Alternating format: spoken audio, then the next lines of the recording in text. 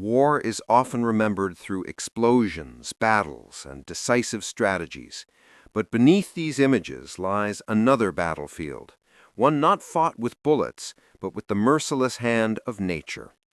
In World War II, cold was not just an environmental condition, it was a silent foe, claiming thousands of lives and testing the endurance of every soldier who faced it. From the snow-choked forests of the Ardennes to the deep frost of the Russian steppe, to the high frozen peaks of the Italian Alps, the cold shaped military decisions, influenced outcomes of battles, and pushed men to physical and emotional extremes. This documentary explores how soldiers, Allied and Axis alike, survived in these brutal environments. As the war expanded across continents, armies found themselves fighting in terrains and climates they were neither trained nor equipped for. In the early months of the conflict, many military planners underestimated the role weather would play. They assumed that modern mechanization, industrial capacity, and quick offensives would ensure rapid victories. Instead, campaigns often dragged on into the winter months, exposing troops to temperatures far beyond what their standard uniforms and equipment could handle.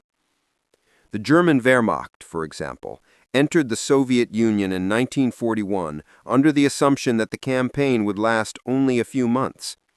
Soldiers marched in lightweight uniforms, many still wearing summer-weight trousers and standard wool tunics as they advanced deeper into Soviet territory.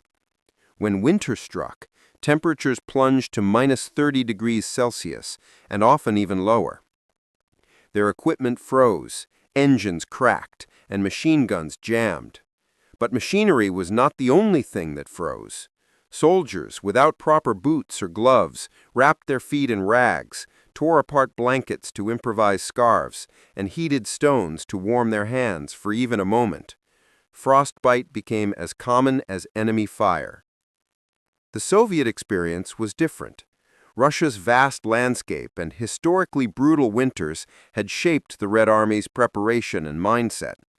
While not all Soviet soldiers were properly equipped, many divisions, especially those raised in Siberia, were familiar with cold weather survival.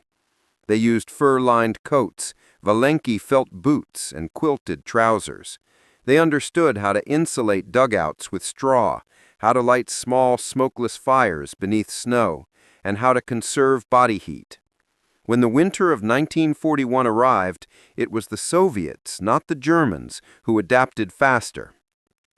But the Eastern Front was not the only place where winter waged war. In the Italian campaign, both Allied and Axis forces battled in rugged mountain terrain where temperatures fell sharply, especially at night. Snowstorms buried trenches and blocked supply paths. Soldiers climbed ice-covered slopes, carrying heavy packs and weapons. Hypothermia, trench foot, and frostbite haunted even the most experienced units.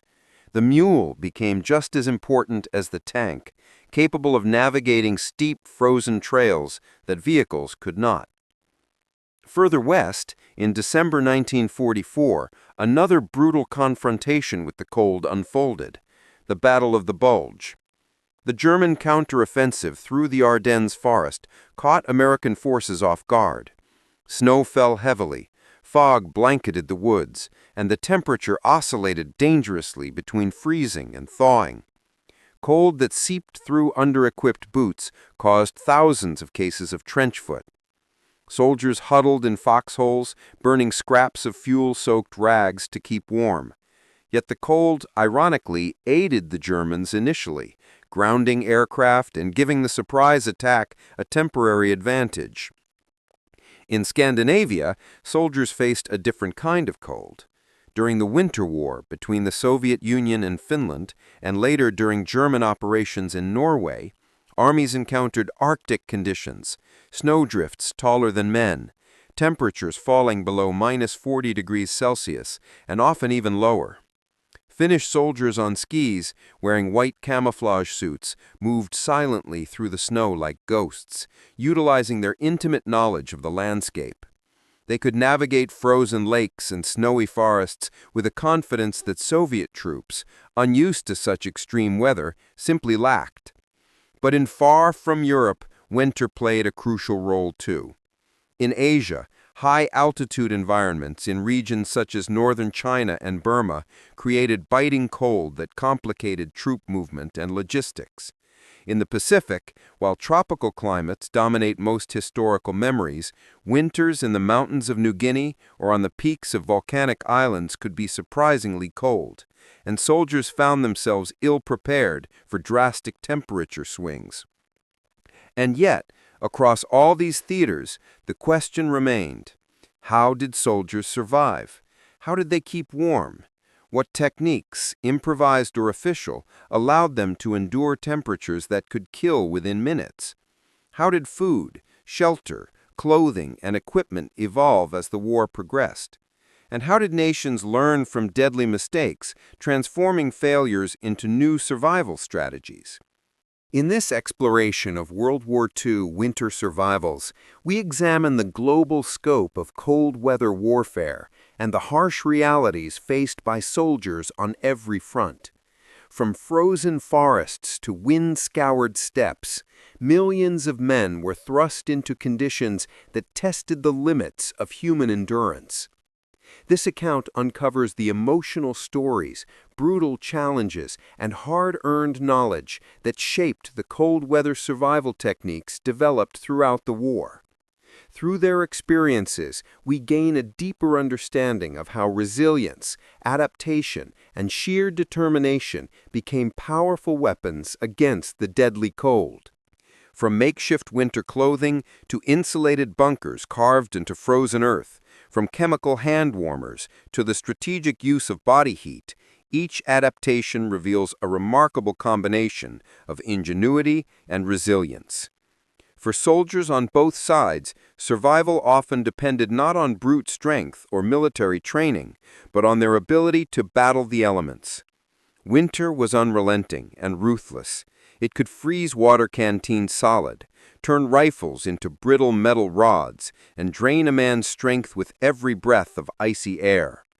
But in the face of such harsh conditions, soldiers found ways, small, essential ways, to keep themselves alive. Some relied on traditional knowledge, others on military-issued equipment, and many on pure improvisation. They built fires under blankets to hide the glow from enemy aircraft. They heated cans of soup on engine blocks. They slept together in crowded bunkers to preserve warmth. They learned to dry wet socks with body heat or stuff boots with straw. In many cases, these humble acts of survival made the difference between life and death.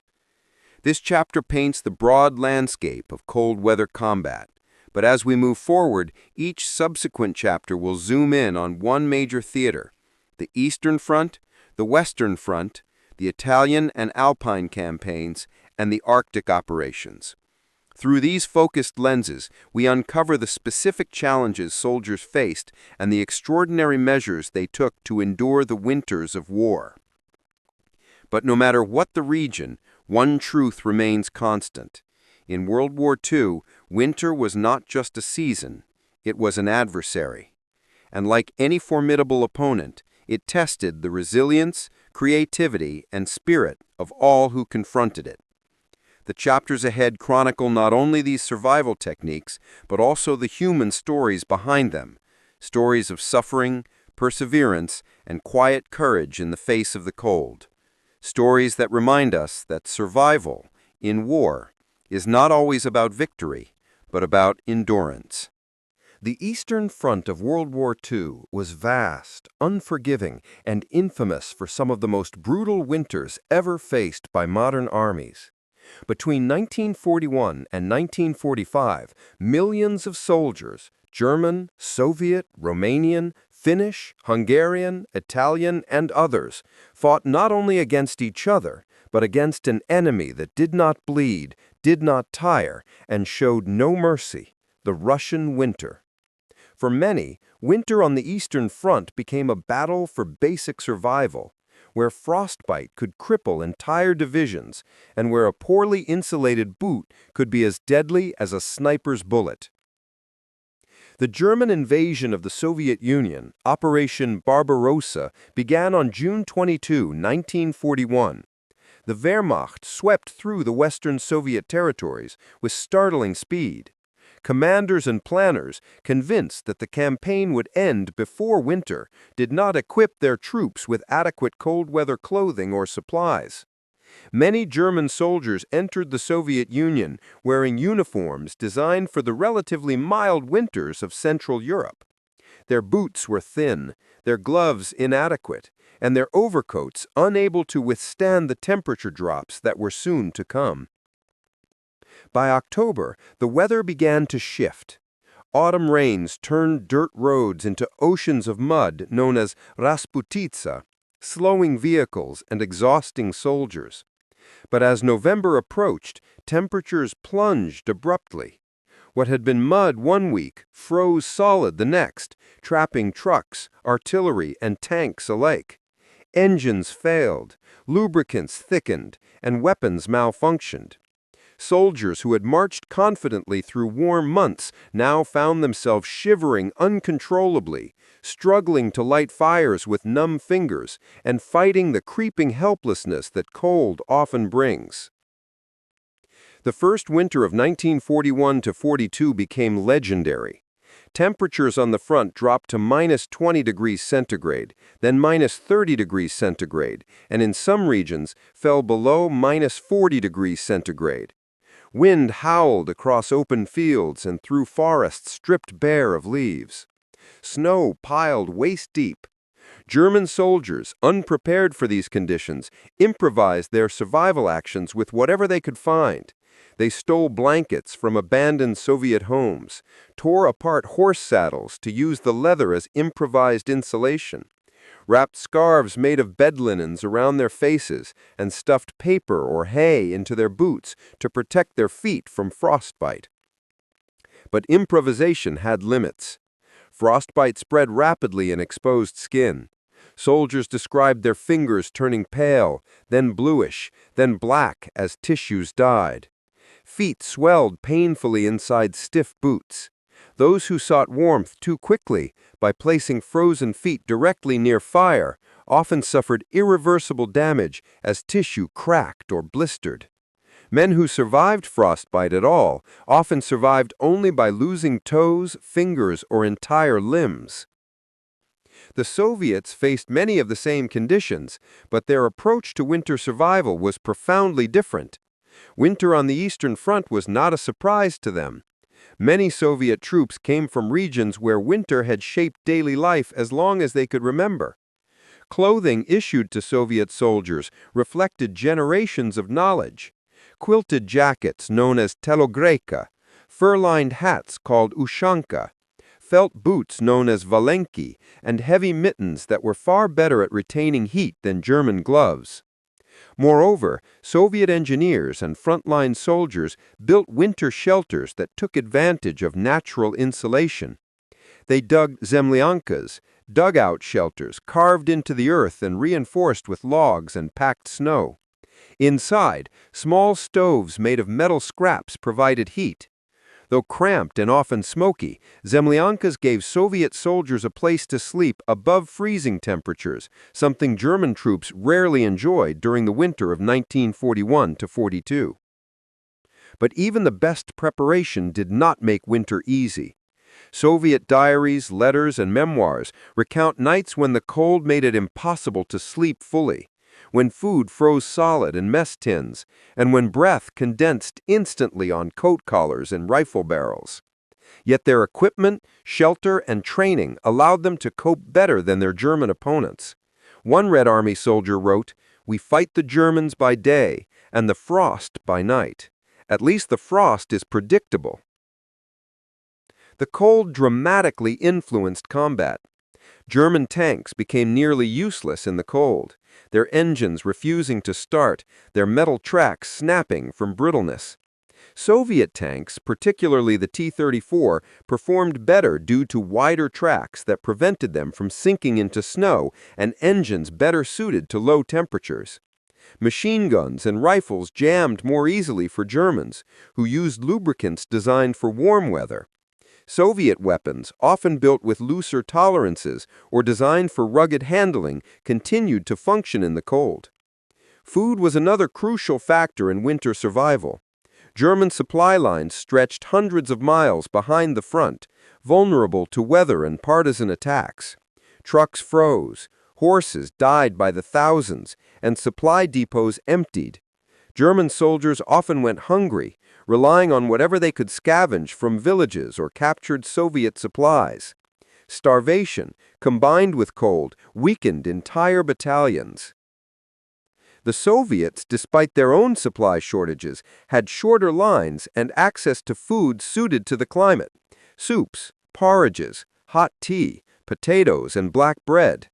Whenever possible, Soviet troops prepared warm meals in large field kitchens, their smoke and steam visible across snowy landscapes. Drinking hot tea or broth became not just nourishment, but medicine, offering warmth to numbed bodies and morale to exhausted minds. The cold also changed how soldiers fought. Night operations became especially dangerous, as a soldier caught outdoors without shelter or fire could freeze to death within hours. Weapons could not be left outside overnight, or they would freeze solid. Soldiers often slept with rifles tucked inside their coats. Ammunition became brittle, sometimes cracking when loaded. Even grenades malfunctioned because internal components stuck or shattered. Yet winter was not merely a hardship, it became a weapon. The Soviets used the cold strategically, timing counteroffensives when temperatures were lowest. In December 1941, the Red Army launched a massive winter offensive near Moscow. Winter-hardened Siberian divisions, equipped with white camouflage suits and skis, attacked German positions whose soldiers shivered in thin uniforms. Entire Wehrmacht units were pushed back, suffering more casualties from frostbite and exposure than from Soviet bullets. Through each winter of the war, 1941 to 42, 1942 to 43, 1943 to 44, the pattern repeated. Cold punished the unprepared and strengthened those who adapted.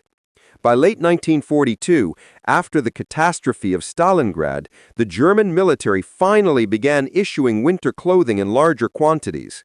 New parkas, insulated boots, and fur-lined caps appeared, modeled on Soviet designs. But production could never match demand, and the vastness of the front meant many soldiers still went without. Soviet troops continued to refine their winter techniques. Ski battalions glided across frozen lakes. Snipers, famous for their winter camouflage, hid for hours in snowbanks, their breath controlled to avoid giving away their position. Soldiers used pine branches to create insulated bedding. They learned to melt snow for drinking water without burning precious fuel by burying pots beneath the snow and letting body heat do part of the work. One often overlooked survival challenge was the psychological effect of winter. Days were short, nights long, and temperatures so low that even speaking for extended periods became painful. The monotony of cold drained morale. Soldiers struggled with depression, fear, and anger. Letters home described endless white, the silence of the frost, and the feeling that time itself has frozen.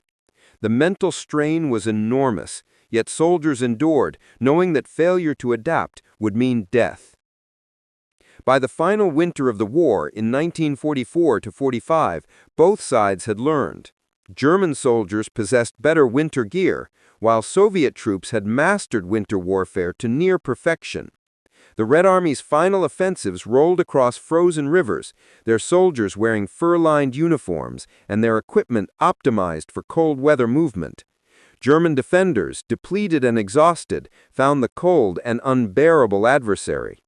The war, in its final months, saw a repetition of early lessons. Winter belonged to those who respected it, not those who underestimated it.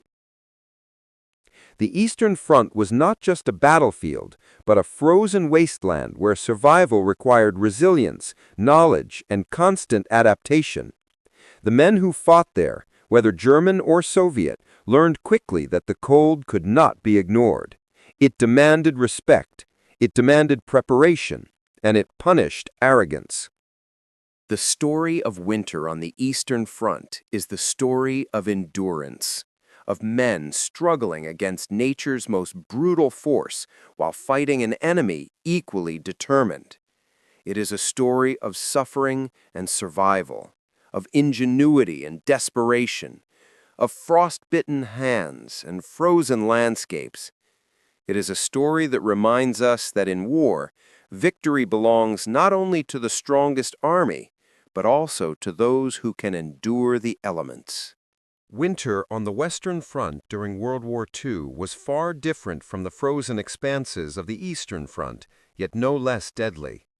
Here, soldiers faced not only bitter cold, but also damp storms, icy winds rolling off the Atlantic, freezing rains that turned forests into glass, and sudden blizzards that swallowed entire divisions. From the snow-covered woods of the Ardennes to the steep alpine ridges along the Franco-Italian border, winter created a battlefield that tested every soldier's endurance.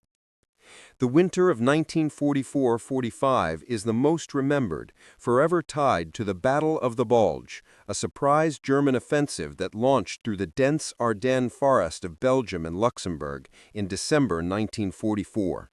For many American soldiers stationed there, winter survival became a desperate, day-by-day struggle. Before the German attack, the Ardennes had been considered a quiet sector of the front. Units stationed there were inexperienced or recovering from previous battles. Many troops lacked winter clothing. Some were issued only light jackets and thin boots, believing they would face little action. But the Ardennes had its own cruel nature. Winters in this region were dark, wet, and unpredictable. The forest canopy blocked sunlight, trapping cold air beneath towering pines. Snow often fell in thick, heavy sheets, weighing down branches and muffling all sound. On December 16, 1944, winter and war collided. A massive German assault struck the American lines at dawn, catching the defenders unprepared. As artillery shells burst through the snowy trees, soldiers scrambled into frigid foxholes dug in frozen soil. The ground was so hard that some men used explosives or bayonets to carve shallow shelters.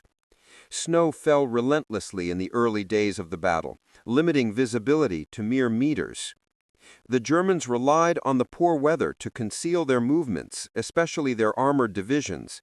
Allied aircraft, grounded by blizzards and fog, could not provide reconnaissance or close air support. Winter became the Germans' greatest ally in those first days.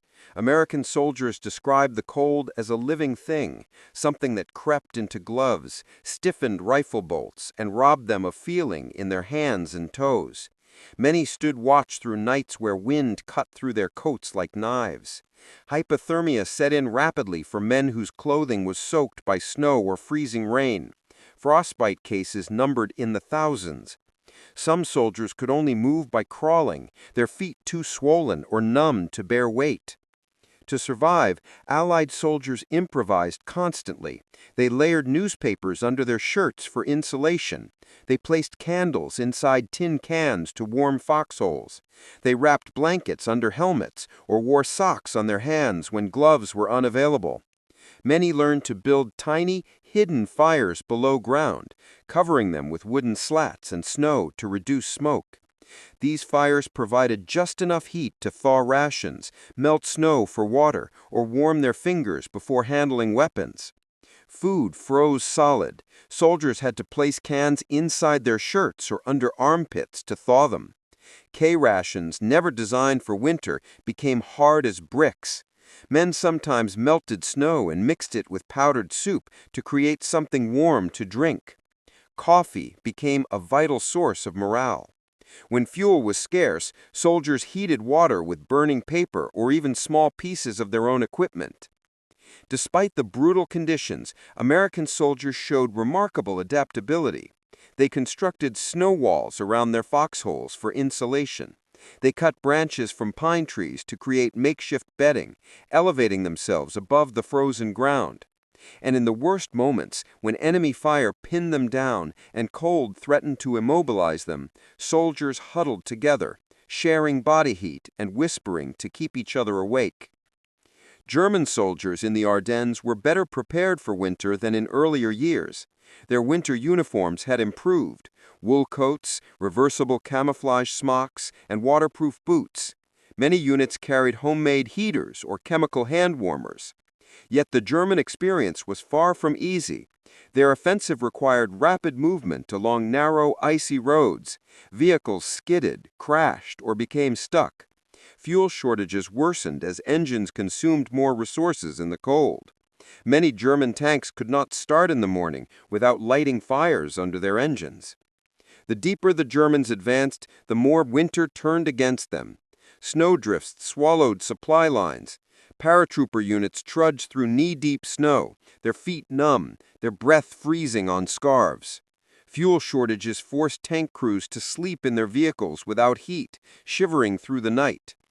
By late December, when the skies finally cleared, Allied aircraft returned, bombing German supply convoys and troops exposed on snowy roads. As the Ardennes battle raged, other parts of Western Europe faced their own winter challenges. Along the Siegfried Line, soldiers fought from fortified bunkers surrounded by icy fields and waterlogged trenches. Near the Rhine River, February 1945 brought freezing rain that turned battlefields into slippery, mud-clogged hazards where men trudged through knee-deep slush. Winter in Western Europe was often less about deep freeze and more about moisture. Cold that seeped into bones, fog that hid enemy positions, and rain that transformed the ground into a sucking mire. One of the most overlooked areas where the cold shaped survival was the high-altitude warfare in the French and Italy Alps. Here, American, French, and German soldiers fought in conditions more akin to early mountaineering expeditions than traditional battles. Temperatures frequently dropped below -20 degrees Celsius. Winds howled across frozen ridges. Avalanches posed constant threats. Soldiers learned to dig snow caves, build rock shelters, and travel on skis or crampons. German Gebirgsjäger, or mountain troops, were specially trained and equipped for alpine warfare, with insulated clothing, rope gear, and knowledge of avalanche-prone slopes. Allied units, less experienced in such terrain, had to learn quickly. In the mountains, cold shaped even the simplest tasks. Marching was exhausting, as each step sunk into snow. Weapons cooled too quickly, causing condensation to freeze inside barrels. Water bottles iced over within minutes. Soldiers melted snow for drinking water, often adding coffee powder or soup mix to warm themselves. Coffee became a vital source of morale. When fuel was scarce, soldiers heated water with burning paper or even small pieces of their own equipment. Winter in Western Europe often presented a challenge different from the deep freeze on the Eastern Front. It was weather that complicated every task, making soldiers more vulnerable to exposure and illness. Across the Western Front, one universal theme stood out. The difference between surviving the cold and succumbing to it depended on preparation, improvisation, and a willingness to adapt. When clothing was inadequate, soldiers layered whatever they could find.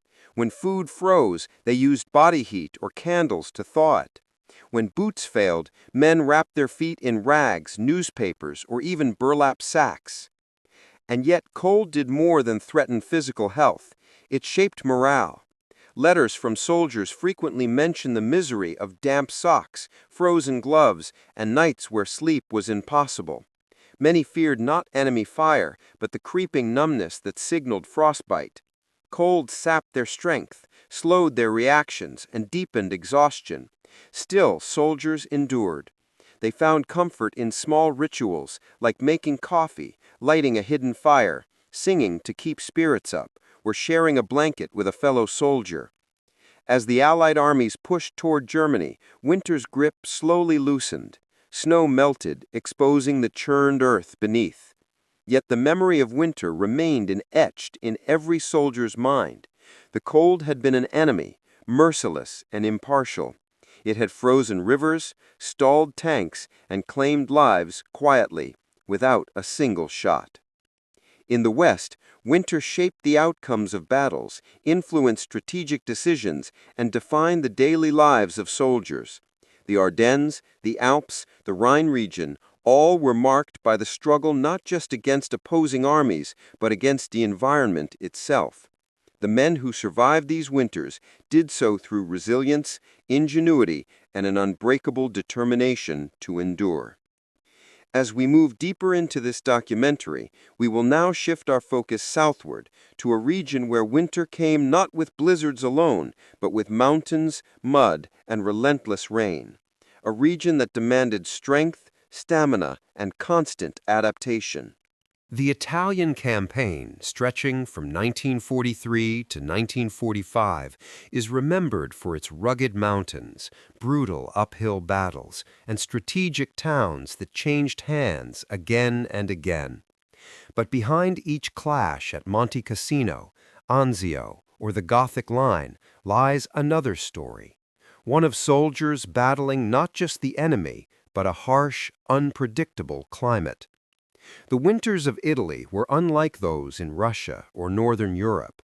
They were a complex blend of freezing winds sweeping down from the Alps, relentless mountain snowstorms, cold rains that turned battlefields into sucking mud, and steep terrain that exhausted even the strongest troops. In these conditions, survival required ingenuity, endurance, and a constant struggle against nature itself. When Allied forces landed in Italy in the autumn of 1943, many troops expected a campaign of Mediterranean sunshine, vineyards, and rolling hills. The reality they encountered was radically different. Italy's mountainous spine, the Apennines, divided the country into narrow valleys and treacherous slopes that became nearly impassable in winter. Soldiers described Italy not as a country, but as a vertical battlefield, one where every mile advanced meant climbing, scaling, or digging into sheer, frozen hillsides. By late October and early November, rain fell almost daily. Valleys turned into swamps. Mountain paths dissolved into rivers of mud that trapped vehicles axle deep. Mule caravans replaced trucks. Men carried supplies by hand when even mules could go no further.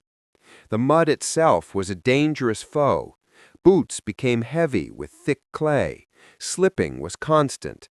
Soldiers who fell risked losing weapons, gear, or footing on steep inclines, where one misstep could mean tumbling down rocky slopes. And then winter arrived with force. Snow swept across the mountains, blanketing the ridges from Monte Cammino to Monte Cassino. Temperatures plunged, especially at night, when winds howled down from icy peaks. Soldiers dug positions in rocky soil with frozen fingers.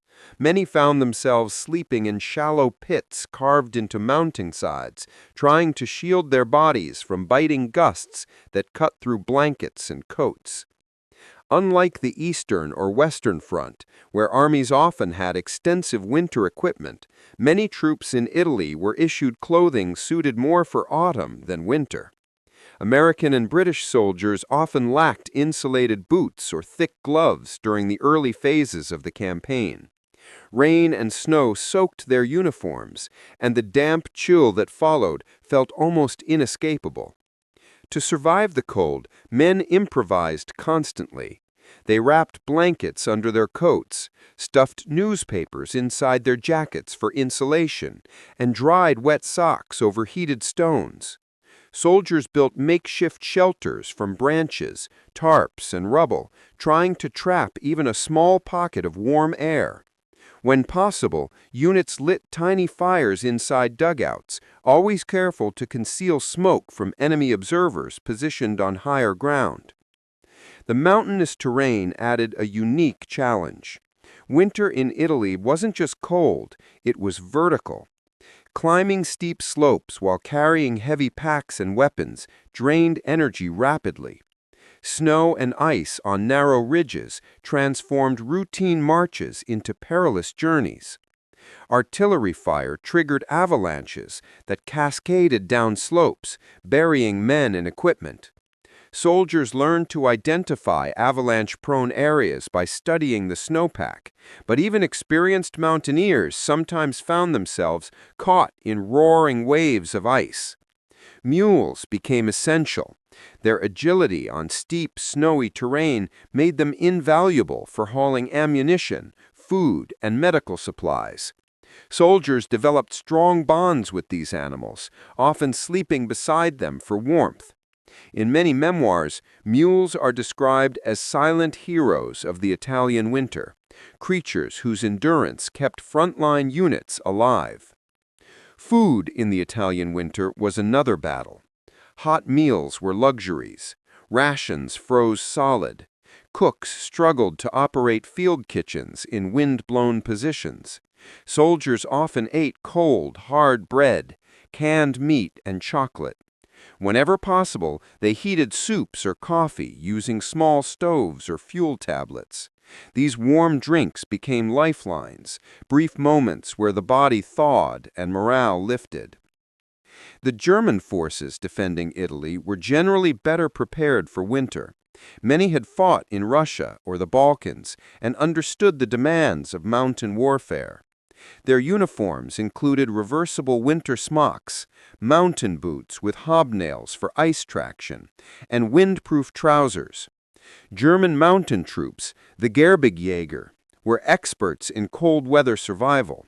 They used skis, snowshoes, and specialized climbing gear. Their shelters, often dug into mountainsides or built from logs and stones, were more insulated than many Allied units. Yet even the Germans struggled.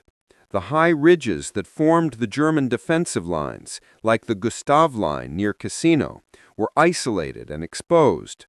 Supplies had to be carried by hand or mule across treacherous paths. Snowstorms frequently cut off communication. Frostbite and trench foot affected both sides. Many German diaries describe endless nights of shivering in rocky caves, their breath forming ice crystals on the walls. The Battle of Monte Cassino, fought through the winter of 1943 to 1944, stands as one of the clearest examples of how winter shaped the Italian campaign. Soldiers climbed steep, slippery slopes under enemy fire, while snow and freezing rain turned the ground into a deadly obstacle. The monastery atop the mountain loomed above the battlefield like a silent guardian, witnessing countless men struggle not only against bullets, but against nature's relentless cold. Soldiers created mountain foxholes, digging into rock whenever possible. These shallow shelters offered minimal protection from the cold. Many men slept sitting up, huddled together for warmth. Some wore every piece of clothing they possessed, shirts, sweaters, jackets, blankets, layered until movement became difficult. Cold-related injuries soared. Trench foot, caused by prolonged exposure to wet and cold conditions, became a major threat. Soldiers were drilled repeatedly on how to dry their feet, change socks, and avoid standing water. But in the muddy valleys of Italy, avoiding wetness was nearly impossible. Frostbite also claimed victims, particularly among units positioned on high ridges where the winds were strongest. Despite the hardships, Italian winters also brought opportunities. Snow muffled sound, allowing night patrols to move quietly. Fog concealed movements during assaults. Frozen ground made some routes more passable for tanks and artillery. In certain battles, winter weather provided brief advantages to whichever side adapted most quickly. As the campaign pushed north toward the Gothic Line in late 1944 and early 1945, winter conditions grew even harsher. The Apennines became a snowy labyrinth, valleys filled with icy fog, rivers swelled with winter rains. Soldiers described the cold as bone-deep, a chill that lingered even beside campfires. Sleeping became almost impossible. Blankets froze stiff, boots iced over. Many soldiers kept their boots on while sleeping, fearing they wouldn't be able to put them back on if removed. Yet morale, despite the cold, often remained surprisingly strong. Soldiers found small ways to endure, heating wine over fires, singing quietly in shelters, writing letters home, or sharing cigarettes with freezing comrades. Units formed tight bonds, the shared struggle against winter drawing men closer together. Stories of soldiers giving up coats for wounded comrades or sharing their last dry socks are scattered throughout diaries and oral histories. By the spring of 1945, when the snow melted and mountain passes reopened, the Allied advance resumed with new momentum. The winter battles had drained both sides, but those who survived carried with them memories of nights spent shivering on rocky slopes, days trudging through snowstorms, and moments where survival depended as much on resilience as on military skill. Italian campaign teaches us that winter warfare is not only about cold, but about landscape, weather patterns, supply lines, and human spirit. It shows us how men can fight on slopes where even standing is a challenge, how they can survive nights in freezing rain, and how they can carry on when every step uphill feels like lifting a mountain. As we move to our final chapter, we travel north, to the frozen edges of Europe, where winter was not simply a season, but the defining feature of the battlefield, a region where frostbite was as feared as bullets, and where snow and ice became weapons in their own right. By the dawn of 1945, the bitter winters of World War II had shaped not only the battlefield, but the soldiers themselves. The cold was no longer just a natural force. It had become a teacher, brutal, unforgiving, and transformative. Armies on every front had endured privation, frostbite, starvation, and the creeping terror of hypothermia. Now, as the conflict reached its final months, the legacy of survival in extreme weather began to reveal itself. This chapter explores how these lessons influenced the end of the war, the physical and psychological toll on soldiers, and how cold weather experiences reshaped military science for generations to come. The winter of 1944-1945 arrived like a grim reminder of the years before. Germany, desperate and on the defensive, faced the advancing Allies from west and the relentless Red Army from the east. The cold that season was severe, yet armies were now hardened, battle-tested in winter warfare, although not unscarred. For the Americans and British advancing into Germany, cold weather readiness had improved dramatically. Lessons learned in the Ardennes were quickly applied. Supply chains prioritized winter boots, thicker overcoats, gloves, and insulated tents. Bulky but durable shoe packs replaced inadequate leather boots, preventing many cases of trench foot. Portable stoves and fuel cans were issued more consistently, and frontline medical units received improved frostbite treatment protocols. But the cold still punished even the prepared. Snowdrift slowed convoy movement, frozen rivers became obstacles, and mud beneath melting snow swallowed entire vehicles. Yet compared to earlier years, the Allied forces now understood how to survive and keep moving. On the Eastern Front, the final winter was a paradox. The Soviets, masters of fighting in the cold, faced a slightly milder season than the disastrous winter of 1941. Still, temperatures plunged into the negative teens. Soviet troops advanced toward Berlin wearing the now iconic telogreika, felt boots and quilted jackets. Their shelters were dug deeper, reinforced better, heated more efficiently, and supplied more consistently. But the Germans, however, faced the cold with dwindling supplies, threadbare uniforms, and almost no fuel. Frostbite cases surged. Starving soldiers scavenged for straw, newspapers, anything that could add warmth beneath a thin overcoat. Winter survival had once been something the Wehrmacht prided itself on. Now it became one more battle they were losing. Survival in cold weather was not simply a matter of staying warm, it was a test of the human body pushed to its breaking point. In the final months of the war, medical reports across armies painted a consistent picture. Soldiers suffered long-term nerve damage, chronic joint pain, and recurring infections after exposure to severe cold. Frostbite cases, even when treated, often left men with numbness in fingers and toes, sensitivity to cold for the rest of their lives, impaired circulation, and permanent tissue damage. In extreme cases, amputation became the only option. Many veterans of the Eastern Front, German and Soviet alike, carried these injuries for the rest of their lives, reminders carved into their bodies by the climate. Malnutrition also made cold exposure lethal. With empty stomachs and failing metabolisms, soldiers lost their natural insulation. Skin grew thin, bones became visible, and movement slowed. In these conditions, hypothermia struck more quickly and more quietly. Some froze to death in their sleep, unable to generate enough body heat to survive the night. The psychological cost was equally profound. Cold exhaustion blended with combat stress, producing what soldiers described as a hollow numbness, difficulty thinking, exhaustion that felt like sinking beneath ice, moments of overwhelming despair. Years later, doctors would recognize these symptoms as early forms of cold-induced trauma, a mixture of physical strain and psychological breakdown. A veteran of the Ardennes once recalled, "The cold wasn't something you fought, it was something you bargained with.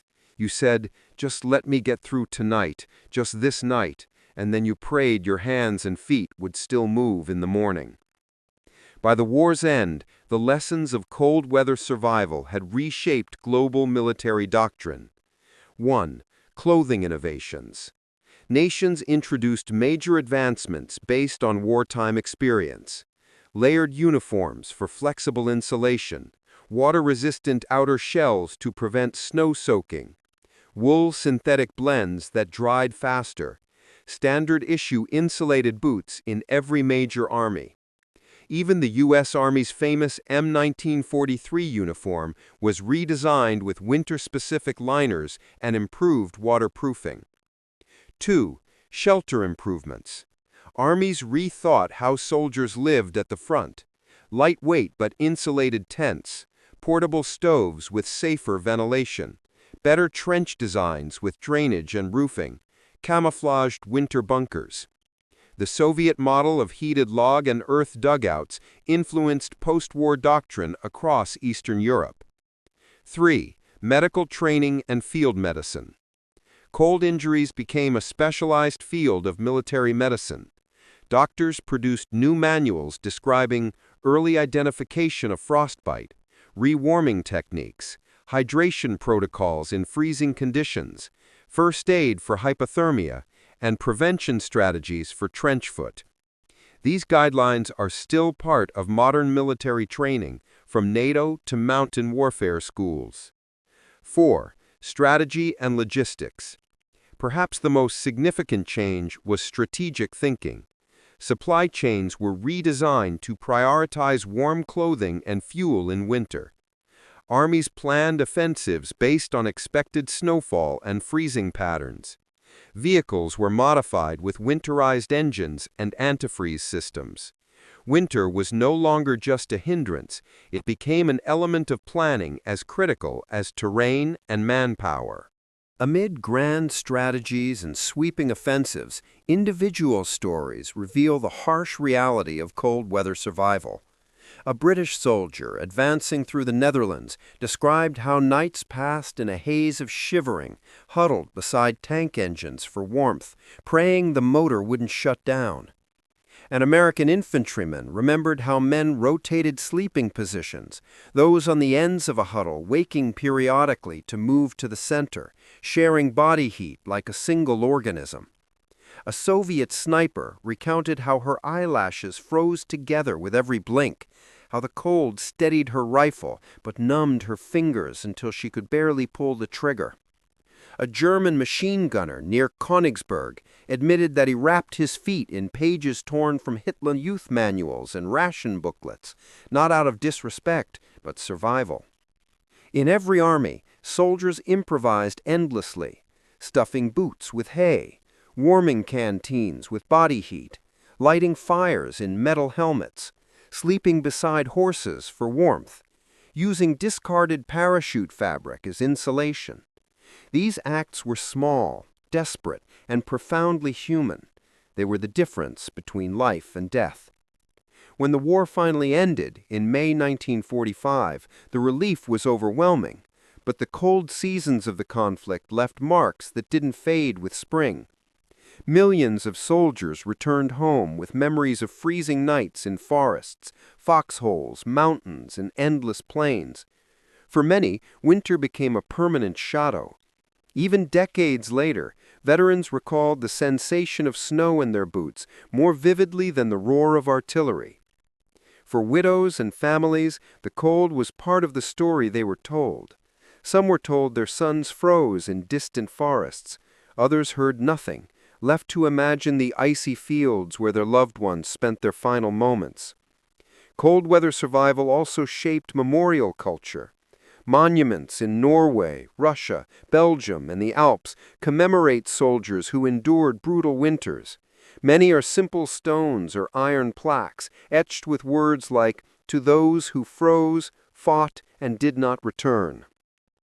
World War II's winter battles forged new standards for military training. Modern armies around the world now maintain Arctic training brigades, mountain warfare schools, specialized cold weather gear divisions, and winter survival courses. Elite units from U.S. Army Rangers to Canadian JTF-2 and Norwegian Special Forces trace parts of their doctrine to lessons learned in Europe's frozen forests.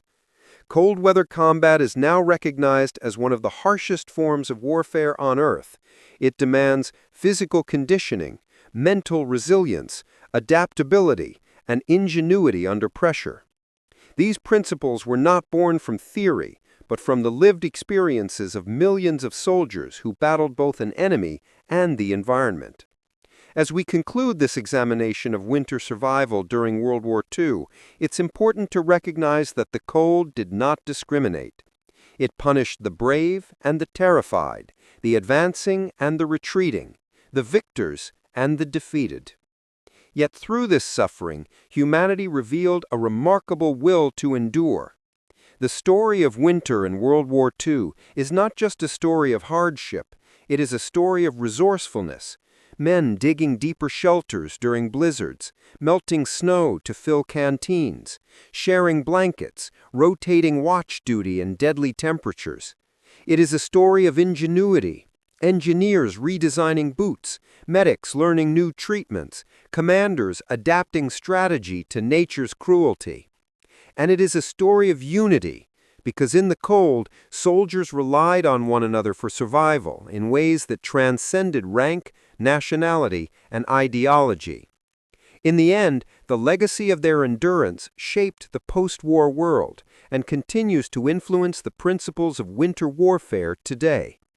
In the frozen trenches, in the blizzards of the Ardennes, in the snowbound villages of the Eastern Front, and in the mountains of Italy and Norway, soldiers fought not only history's greatest conflict, but the earth itself.